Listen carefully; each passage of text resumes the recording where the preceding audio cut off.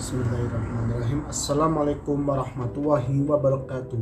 Halo teman-teman semua, gimana kabar kalian semua? Semoga tetap sehat dan tetap semangat menjalani rutinitas sehari-hari.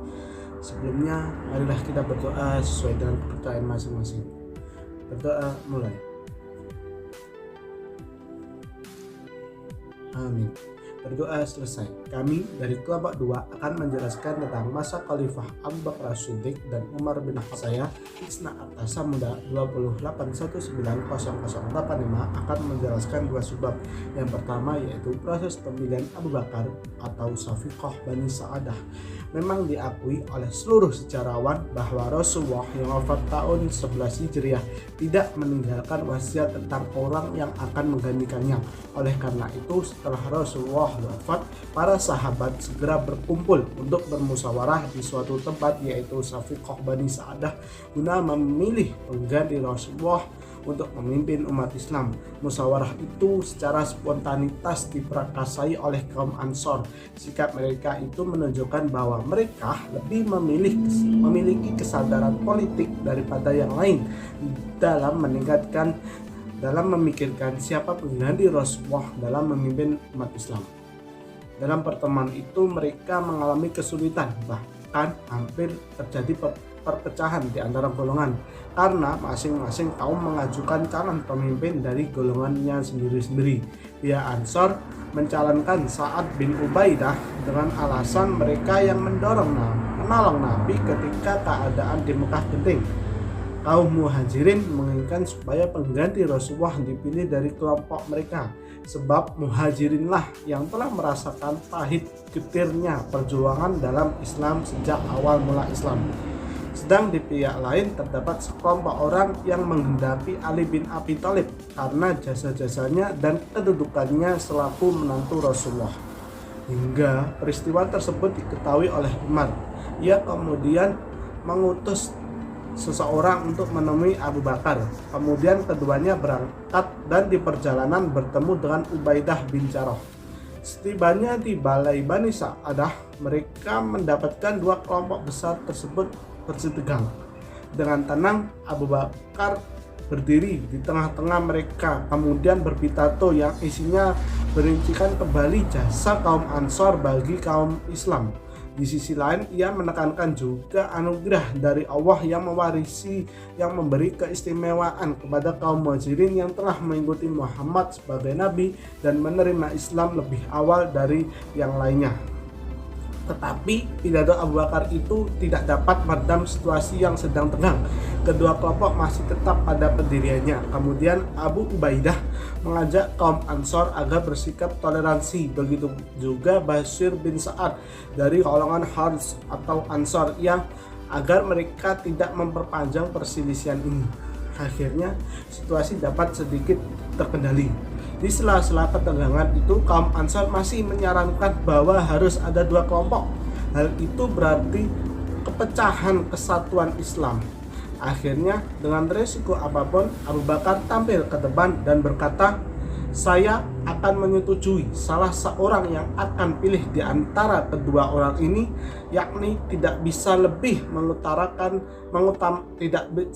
mengutamakan kami sendiri daripada Anda dalam hal ini." Situasi menjadi lebih kacau lagi. Kemudian Umar berbicara untuk mendukung Abu Bakar dan mengangkat setia kepadanya.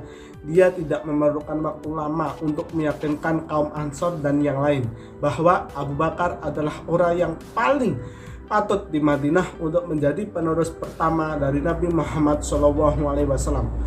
Sesudah argumentasi dilontarkan, musyawarah secara bulat menunjuk Abu Bakar untuk menjabat khalifah dengan gelar Amirul Mukminin. Dengan semangat Islamiyah, terpilihlah Abu Bakar. Dia adalah orang yang ideal karena sejak mula pertama Islam diturunkan menjadi pendamping Nabi. Dialah sahabat yang paling memahami risalah Rasul. Di samping itu juga beliau pernah menggantikan Rasulullah sebagai imam pada saat Rasulullah sakit. Setelah mereka sepakat dengan gagasan Umar, sekelompok demi sekelompok maju ke depan dan bersama-sama membaiat Abu Bakar sebagai khalifah. Baiat tersebut dinamakan Baiat Safiqah karena bertempat di Balai Syafiqah Bani Sa'adah. Pertemuan politik itu berlangsung hangat, terbuka, dan demokratis. Di dalam pidato pelantikannya, Abu Bakar menyatakan bahwa ia telah menerima jabatan khalifah atas dasar baiat. Ia mengharapkan bantuan selama ia patuh kepada Allah dan Rasul-Nya. Bila ia menyeleweng, bersedia diluruskan atau diturunkan. Pertemuan politik itu merupakan peristiwa sejarah yang penting bagi umat Islam, sesuatu yang mengikat mereka tetap dalam satu kepemimpinan atau pemerintahan, dan terpilihnya Abu Bakar menjadi khalifah pertama menjadi dasar terbentuknya sistem pemerintahan khalifah dalam Islam. Assalamualaikum warahmatullahi wabarakatuh. Di sini saya akan menyampaikan mengenai tugas dari mata kuliah Sejarah Peradaban Islam. Di sini saya akan menceritakan mengenai sistem pemerintahan pada masa Khalifah Abu Bakar As-Siddiq pada 11 sampai 13 Hijriah atau 632 sampai dengan 634 Masehi. Keutamaan Khalifah Abu Bakar dilihat dari pengalaman sangat luas, ahli nasab Arab, ahli hukum yang jujur. Dia seorang bangsawan Quraisy yang berdudukan tinggi dalam kaumnya, serta hartawan dan dermawan. Dialah yang menemani Nabi pada saat hijrah Madinah ke Mekah. Dialah yang telah merasakan pahit getirnya bersama Rasulullah sampai kepada hari wafat beliau. Karena itu umat Islam memandang dia lebih berhak, pantas, dan utama untuk khalifah yang lainnya. Tugas pertama Abu Bakar yaitu menumpas nabi palsu. Api perlawanan dan perbudakan itu menjalar dan cepat dari satu ke suku yang lain, sehingga hampir menggoyahkan sendi khalifah Islam yang masih muda itu. Kekuasaan khalifah ketika hanya meliputi Mekah, Madinah, dan Taif saja. Sementara itu banyak pula di antara orang Arab yang mendakwakan dirinya menjadi nabi. Yang berbahaya sekali adalah seorang yang bernama Musailamah Al-Kadzab yang mendakwakan kenabiannya bersama Nabi Muhammad ketika beliau masih hidup, bahwa dia mengatakan Allah telah memberikan pangkat kepadanya bersama dengan Rasulullah.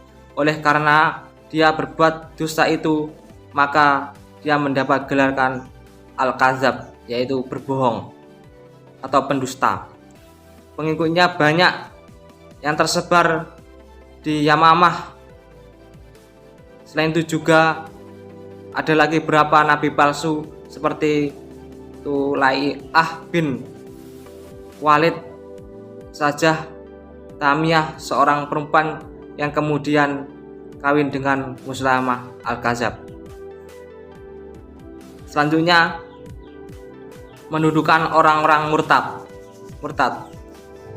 Setahun lamanya Abu Bakar bekerja keras menundukkan orang-orang murtad, orang-orang yang mengaku menjadi nabi, serta orang-orang yang enggan membayar zakat, sehingga kalimat Allah selalu di atas segalanya. Dalam kemenangan kaum muslimin ini, kehormatan besar harus diberikan kepada Panglima Khalid bin Walid Syaifullah yang perkasa itu.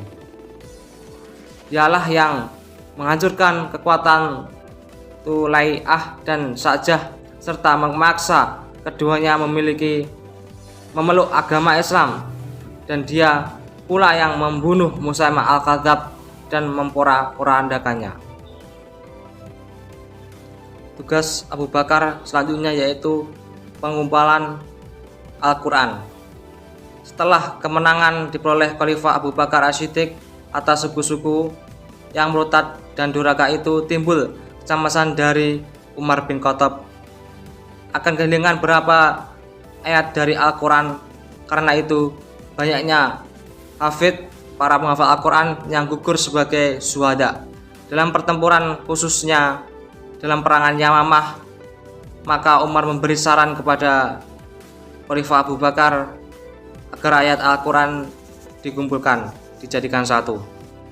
Setelah pertimbangan dan istiqoroh, nasihat ini dituruti oleh Khalifah Abu Bakar. Maka dikumpulkanlah lembaran-lembaran Al-Quran itu, semula ditulis di atas batu, kulit hewan, tulang belulang, dan pelepah kurma dalam satu mushaf. 4 penulis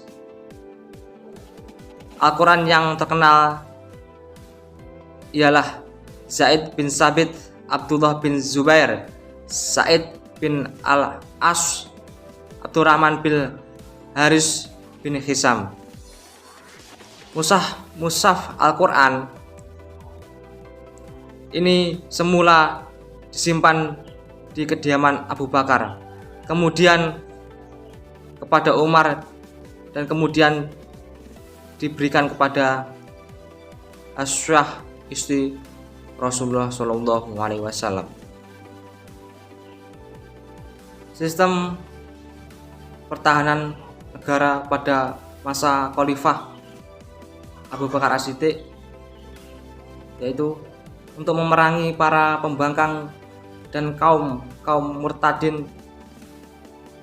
Abu Bakar membagi pasukan menjadi 11, yaitu yang dipimpin oleh Habib bin Walid, kedua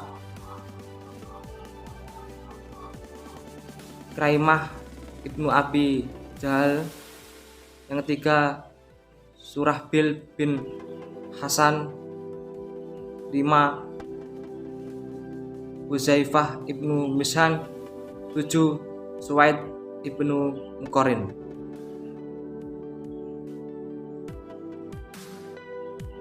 Dari pembagian tugas di setiap wilayah dapat kita bahwa bagaimana Abu Bakar sangatlah luas, berhati-hati, jeli, dan memberi tanggung jawab kepada pasukan, serta membagi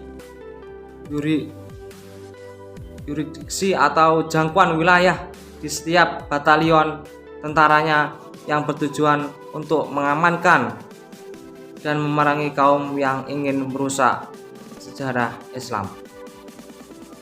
Pemerintahan negara pada masa Khalifah Umar bin Khattab 13 sampai dengan 23 Hijriah atau 634 sampai dengan 644 Masehi. Dalam pemerintahannya dia 14 wilayah, mendirikan pengadilan, memisahkan lembaga yudikatif dan eksekutif, dan mendirikan kepolisian. Umar Khattab memanfaatkan musim haji sebagai forum untuk mengadakan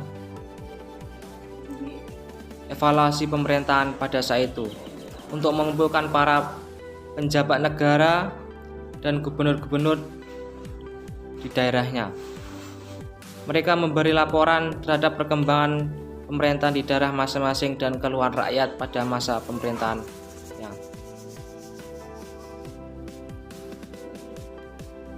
Sistem pemerintahan Umar bin Khattab. Pada masa perintah Umar bin Khattab terjadi penaklukan yang sangat begitu cepat. Penaklukannya itu meliputi Irak, Iran, Syria, Palestina, dan Mesir dalam waktu tempo yang sangat singkat, yaitu selama 10 tahun kekhalifahannya. Negara Islam yang masih baik itu berubah menjadi suatu kekaisaran yang sangat besar dan kekuatan yang paling besar di dunia pada masa saat itu. Dengan terjadinya peluasan di daerah yang begitu cepat sehingga administrasi pemerintahan mengalami pengembangan, Umar bin Khattab menyempurnakan sistem pemerintahan yang dijalankan pada masa pemerintahannya. Dalam menerapkan pembayaran gaji dan pajak mulai diatur, ditertibkan, serta mendirikan dalam rangka memisahkan lembaga yudikatif dengan lembaga eksekutif, dan jabatan kepolisian pun dibentuk. Salah satu upaya sistem pemerintahan yang sangat penting ialah pembentukan majelis pemusyawaratan yang anggotanya ada dari suku, Aus, dan Polres yang berfungsi sebagai lembaga legislatif. Dengan demikian dapat dikatakan bahwa jauh sebelum lahirnya teori-teori trias politik, Umar bin Khattab telah lebih dulu mengatur administrasi pemerintahannya melalui pembagian dan pemisahan kekuasaan eksekutif yang Umar bin Khattab pimpin, sedangkan yudikatif dilimpahkan pada hakim dan kekuasaan legislatif ada pada majelis pemusyawaratan. Penataan birokrasi pemerintahan masa khalifah, lembaga yudikatif sudah berdiri sendiri, terpisah dengan eksekutif dan legislatif. Ia memisahkan kekuasaan yudikatif Madinah dari kekuasaannya, dan untuk mangkat Abu ad-Darda yang diberi gelar Qadhi atau hakim. Dalam pemerintahan Umar banyak perubahan. Ia membangun jaringan pemerintahan sipil sempurna tanpa memperoleh contoh sebelumnya, sehingga ia pantas mendapatkan julukan peletak dasar pembangunan negara modern. Hal yang penting, prasyarat bagi suatu bentuk pemerintahan yang demokratis sudah mulai diletakkan. Dalam masa pemerintahnya terdapat dua lembaga penasihat, yaitu Majelis Bersidang atas Pemberitahuan Umum dan majelis hanya membahas masalah-masalah yang sangat penting. Pengembangan sistem birokrasi pemerintahan yang dihasilkan oleh pemikiran keras Umar bin Khattab ini diperoleh setelah berhasil memadukan Islam sistem yang ada di daerah perluasan dengan kebutuhan masyarakat yang sudah mulai berkembang saat itu.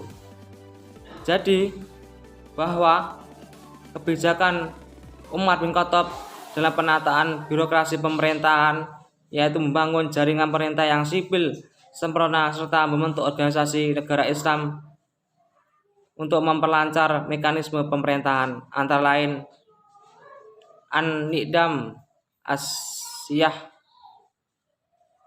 merupakan organisasi politik, An-Nidam Al-Idri organisasi tata usaha atau administrasi negara, An-Nidam Al-Mali organisasi keuangan negara, An-Nidam Al-Harbi organisasi ketentaraan, An-Nidam Al-Fadlai organisasi kehakiman. Amirul Mukminin Umar bin Khattab pada sistem pertahanan sangat tegas dalam menerapkan pertahanan dan keamanan sebagaimana yang telah diperintahkan oleh Rasulullah. Harta rampasan perang dibagikan kepada orang-orang yang berhak menerima, dan orang-orang yang ditawan dibebaskan tanpa menyakiti. Itu merupakan semua dari pemerintahan pada masa Khalifah Umar bin Khattab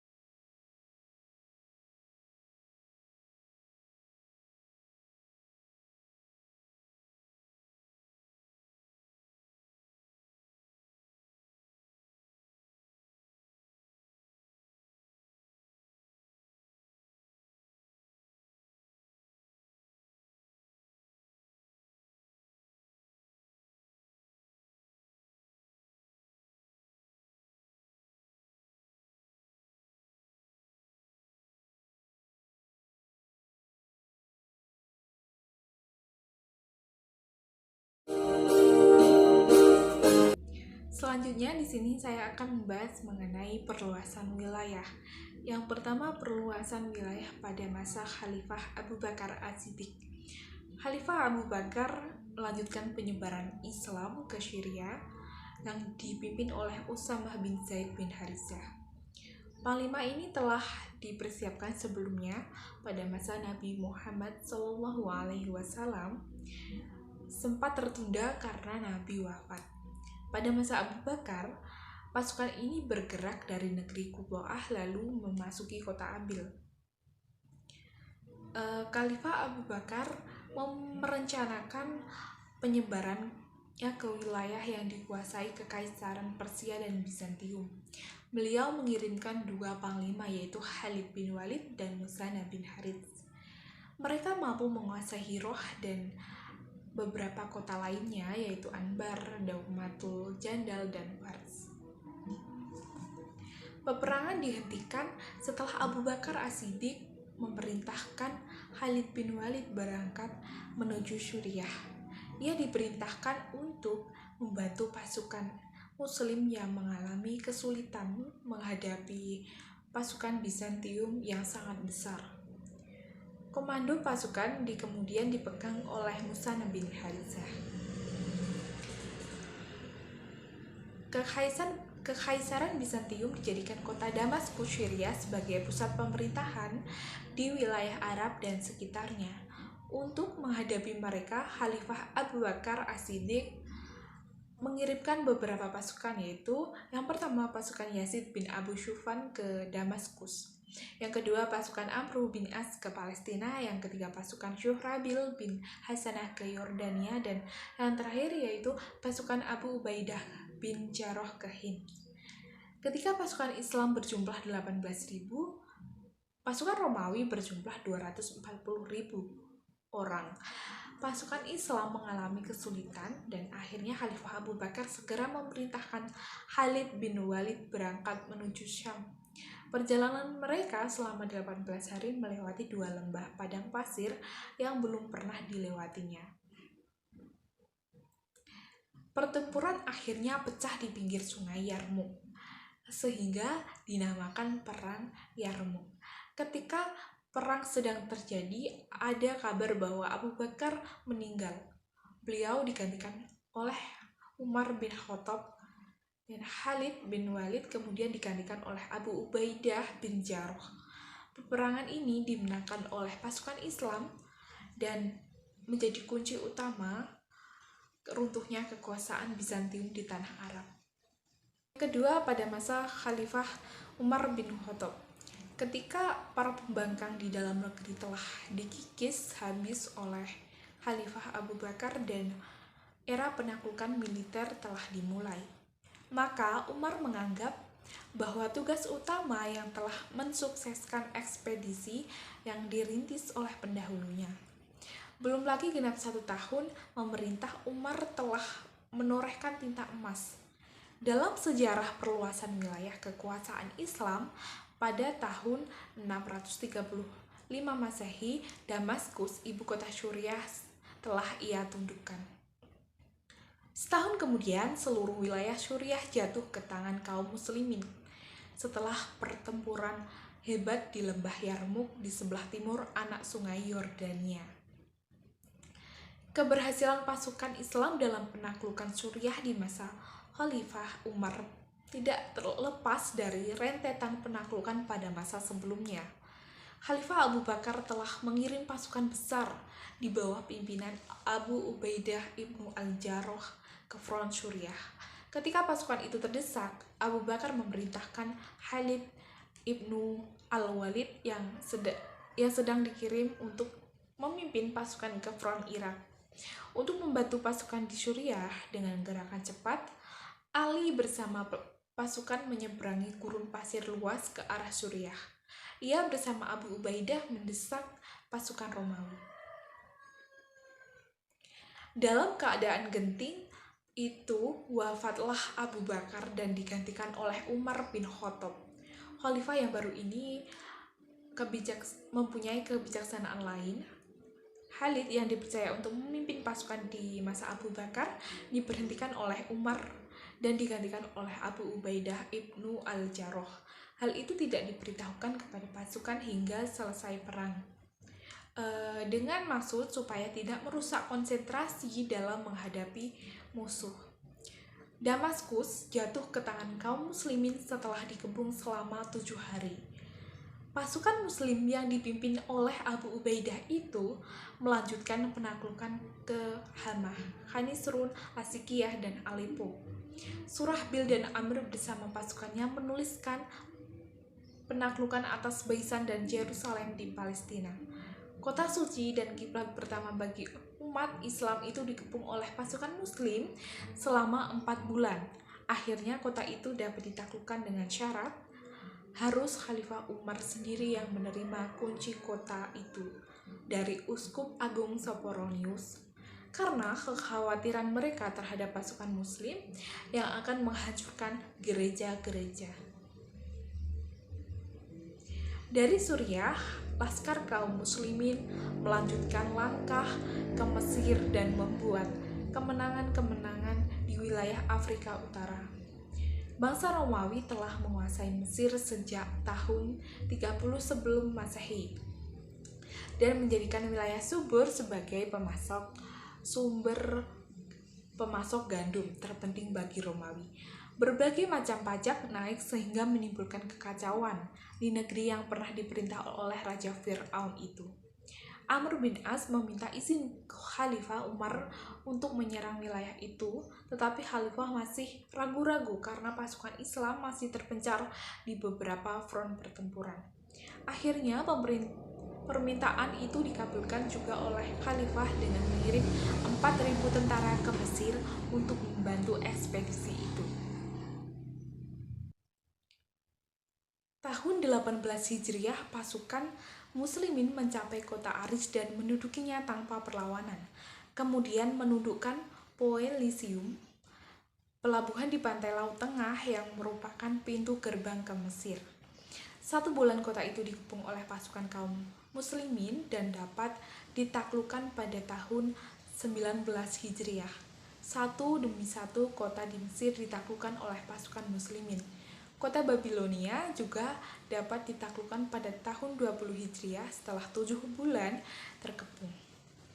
Iskandaria dikepung selama 4 bulan sebelum ditaklukkan oleh pasukan Islam di bawah pimpinan Ubaidah ibnu As-Samit yang dikirim oleh Khalifah dari Madinah sebagai bantuan pasukan Amr bin As yang sudah berada di front peperangan Mesir.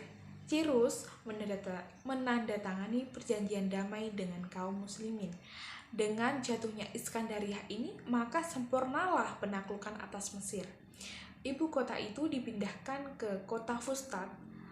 Manfaat yang dibangun oleh Amr bin As pada tahun 20 Hijriah dengan Suriah sebagai basis gerak maju pasukan Armenia, Mesopotamia, bagian utara, Georgia, dan Azerbaijan menjadi terbuka. Demikian juga dengan serangan-serangan terhadap Asia Kecil yang dilakukan selama bertahun-tahun. Seperti halnya Perang Yarmouk yang menentukan nasib Suriah. Perang Gadisia pada tahun 637 Masehi menentukan masa depan Persia. Khalifah Umar mengirim pasukan di bawah pimpinan Sa'ad bin Abi Waqqas untuk menghubungkan kota itu. Kemenangan yang diraih di daerah itu membuka jalan bagi gerakan maju tentara muslim ke daratan Eufrat dan Tigris. Setelah dikepung selama 2 bulan, Yazdakrid III, Raja Persia, melarikan diri.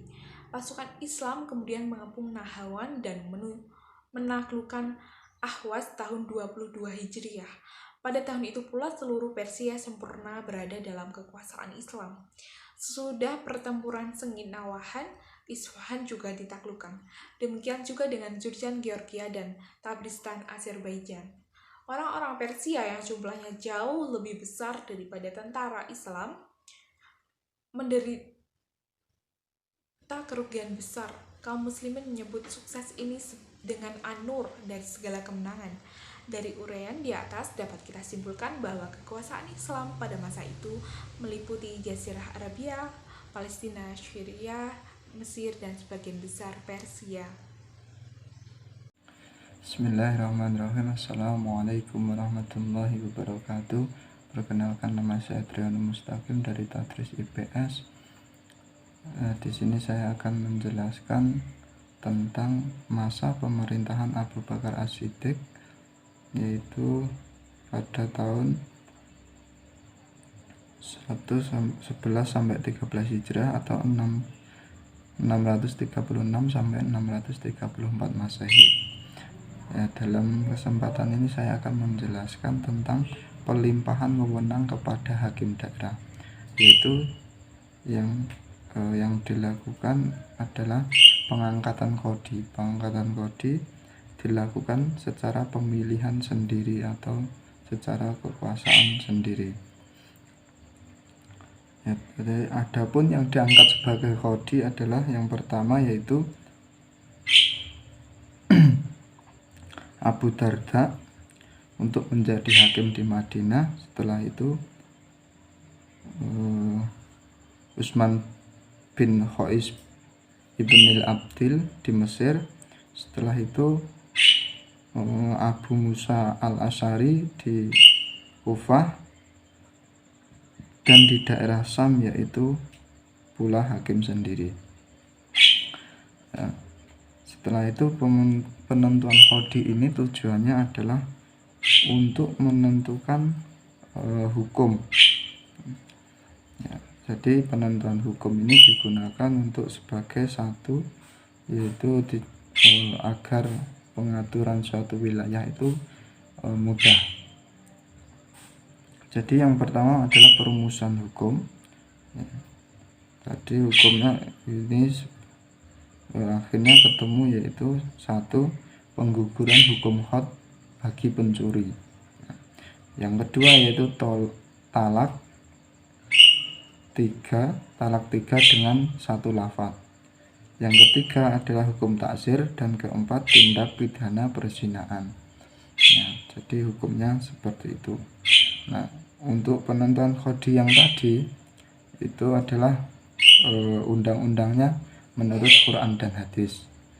Setelah itu Ijtihad Umar dan Risalatur Umar bin Khattab.